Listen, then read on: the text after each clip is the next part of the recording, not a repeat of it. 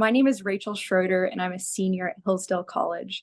And I've been passionate about the pro-life cause since I was a preteen. I got the opportunity to become involved with Susan B. Anthony this past election cycle because I realized that this election was crucial. And I just had this pull on my heart that I had to do something to defend life because life is on the ballot. So I decided to use my fall break instead of going and hanging out with my friends to go to Wisconsin and spend from sunup till sundown door knocking to help defend life in a state where life is in danger because the candidates that we see in Wisconsin are supporting abortion extremism, which is something that those in Wisconsin, when they know the truth, I think are able to see through.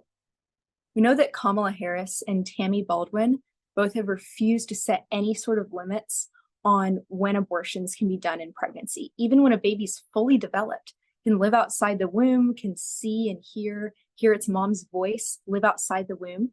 And even Tammy Baldwin voted against a measure that would give medical care to babies who survive botched abortions.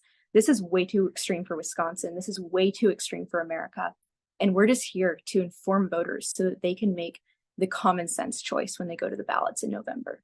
So far this election, Susan B. Anthony has reached 10 million voters. 4 million of them are at the door, and 1 million of them were done by students like myself who have very busy schedules, but realize that this is an election that is so important to vote in and be active in. Well, I ran into a lot of swing voters at the doors.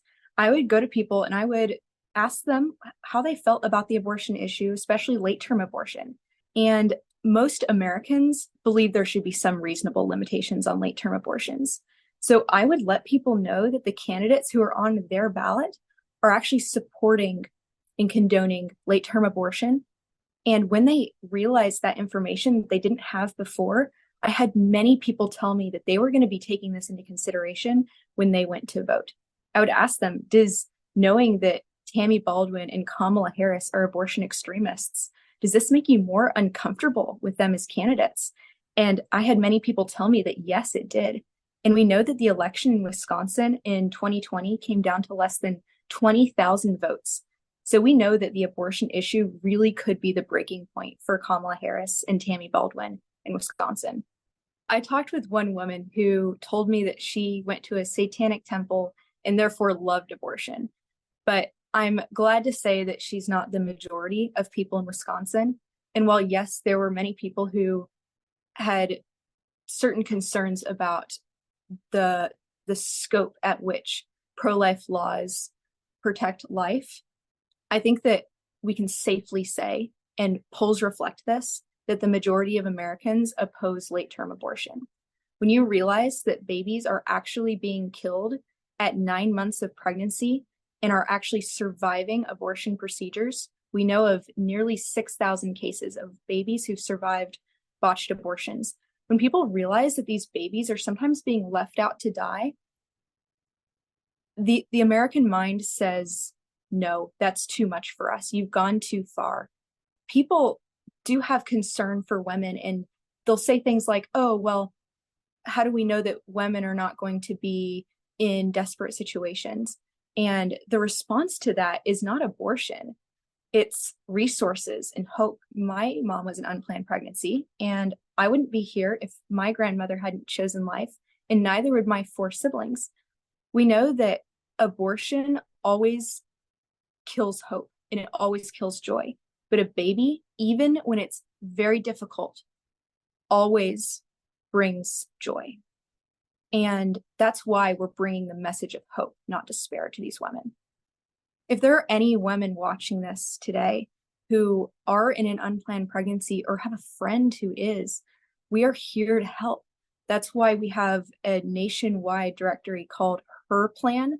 There's an app for it. You can look up Her Plan. We have over 200 resources ranging from medical to baby care that will fill that gap for women who think that they want their child, but they just don't realize how they can practically make that decision to choose life. So we're here to help, and just go to Her Plan and we as the pro-life movement will be there for you. I see a pro-life future because I see so many other students like myself who are willing to sacrifice their school breaks to defend life. I see my community, I see my friends, I see my family saying this is important to us.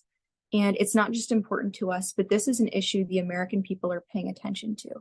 And I think the American people is a deeply compassionate people. And I saw this at the doors, people concerned about life in the womb and also concerned about women.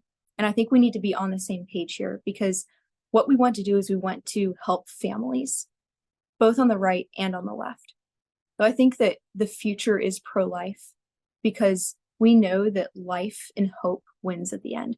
It just might take a little bit of time to become on the same page.